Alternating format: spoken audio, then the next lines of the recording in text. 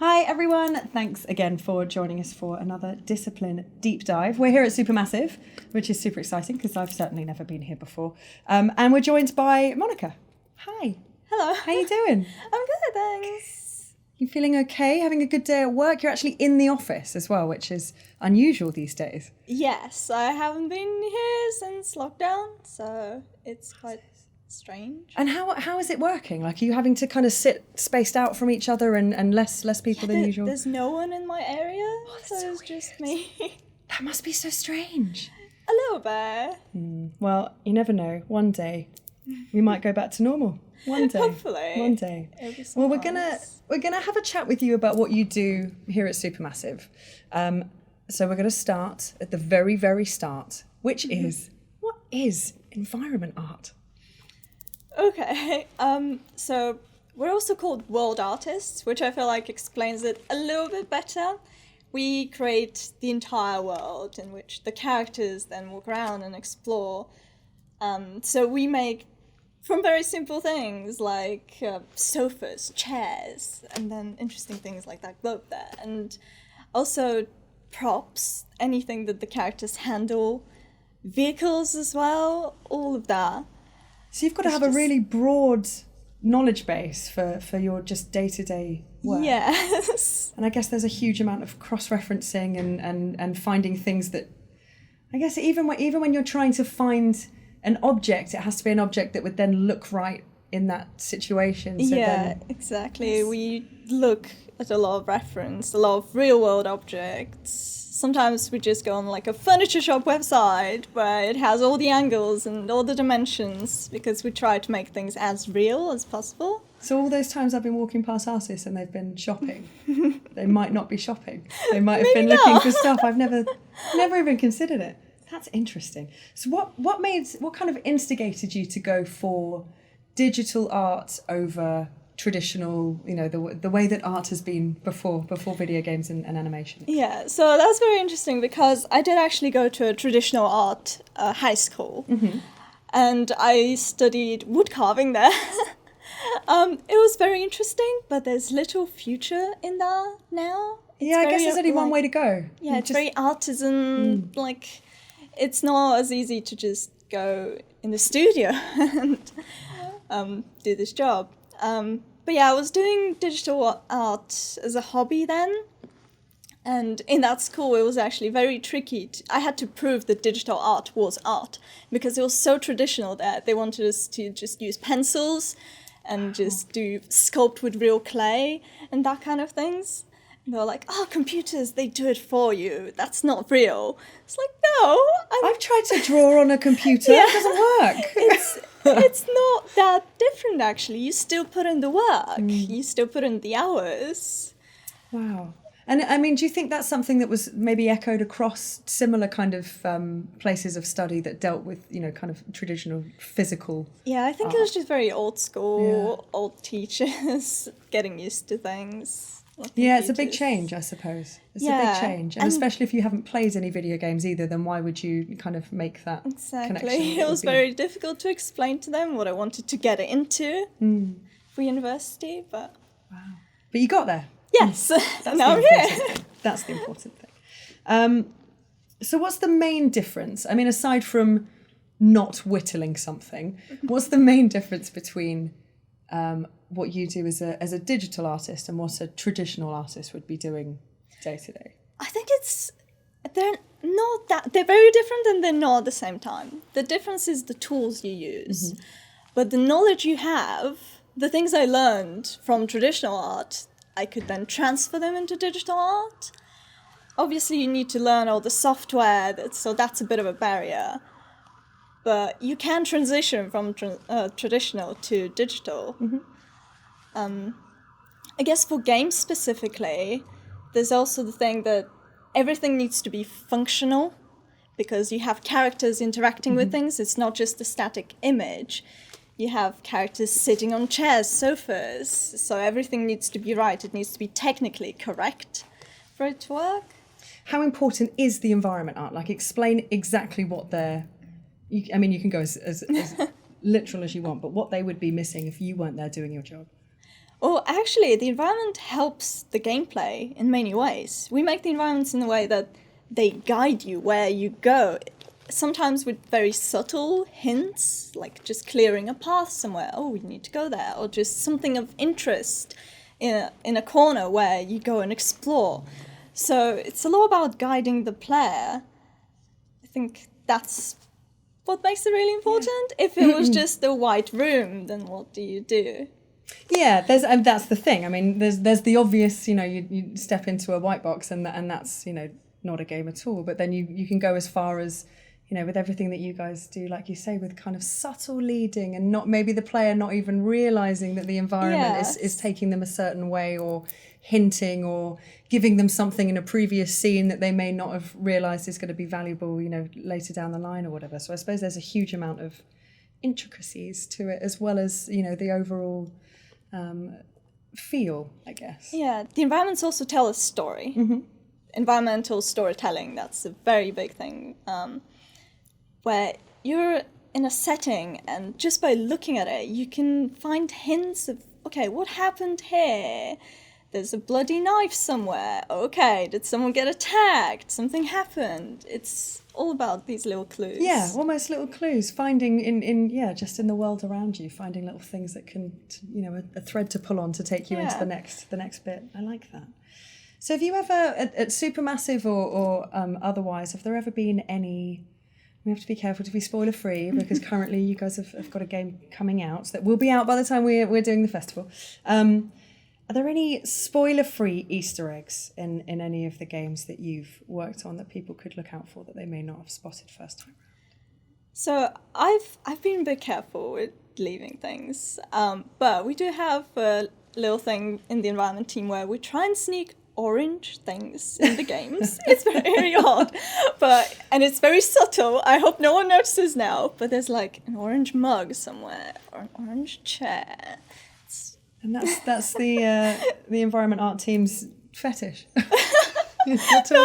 Orange. It just started with one item and then I like that though. It expanded. No. I like that it's something so mundane that people might not even notice. It's like an inside Easter egg.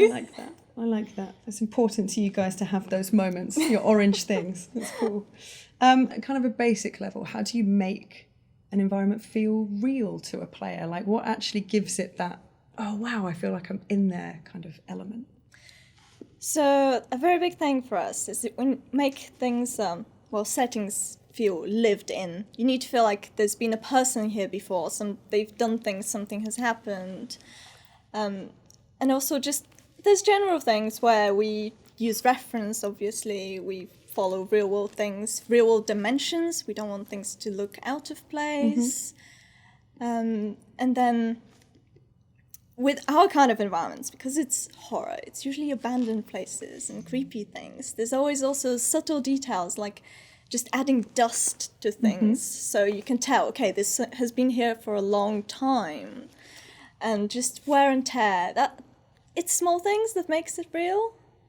I mean, I can relate in the sense that I was watching a movie recently and someone who was supposed to have been living on the streets had brand new trainers. Yeah, and I thought, just stuff them up. Like, just do something. Just those tiny things that pull you out of the whole kind of experience. It's all about immersion. Yeah.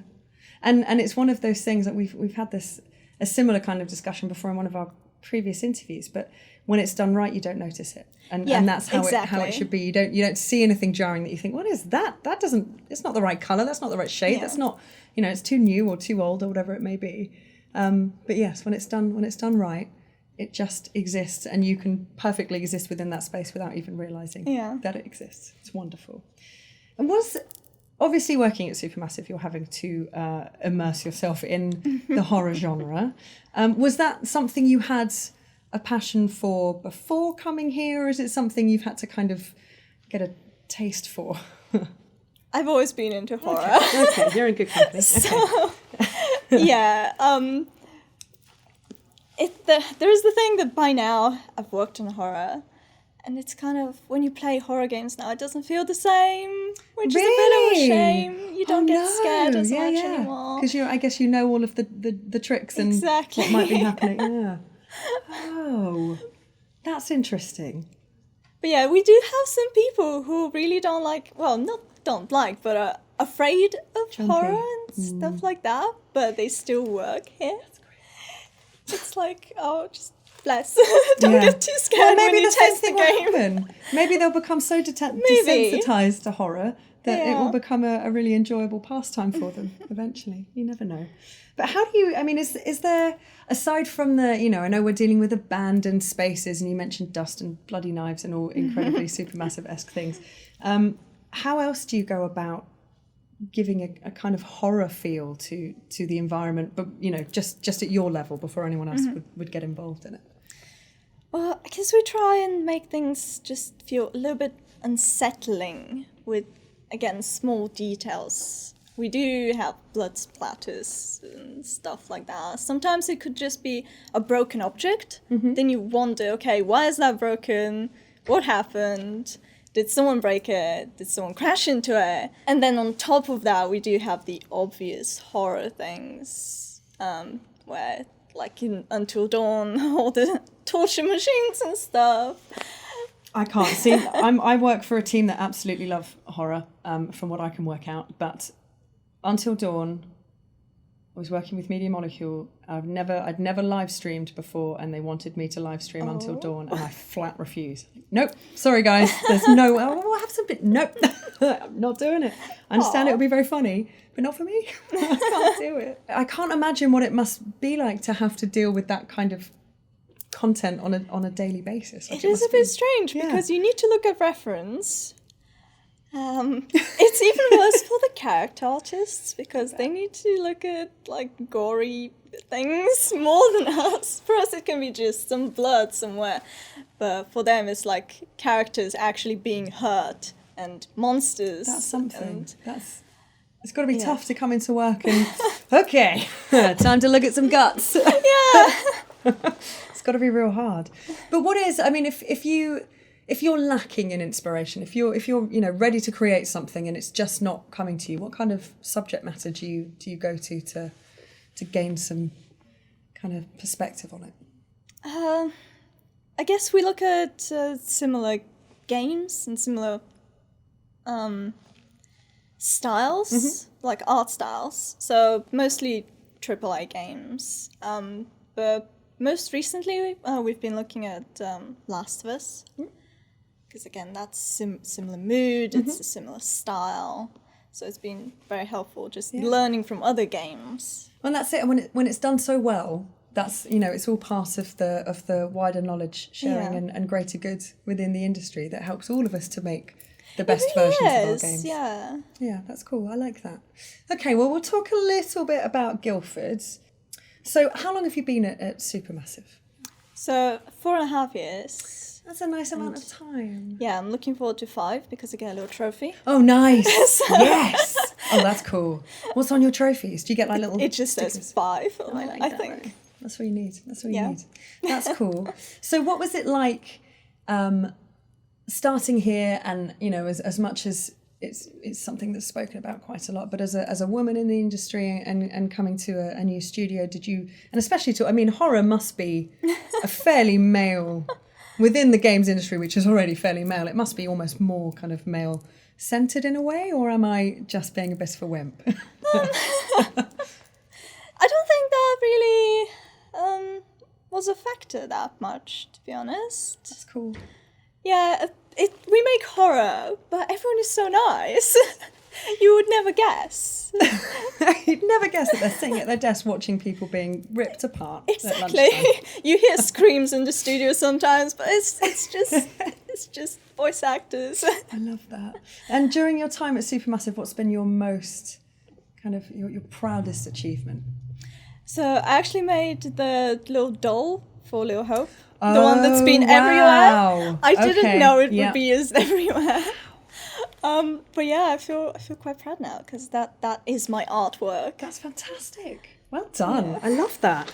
I mean, I'm terrified by it, but I also love that. Yeah, I love that you've that they've run with it. I hope you get a little version of it made to carry. I hope so. Yeah, you should. There is we do have one actually in the bookcase. And there's the special edition one. I'm going to go and have a mooch when they release me from filming. I'm going to have a quick look. There is a skeleton there as well. Yeah, I saw him, and this guy freaked me out too. Yeah, I've scouted them all out, Monica. Don't worry. I've been shocked by pretty much everything that's happening in this office as I walk through each room. Yeah. Anyways, what would be, obviously Guildford is important to the industry and very much kind of fosters this fantastic ecosystem for all of us to kind of go our own way from. What's your fave Guildford game, do you reckon?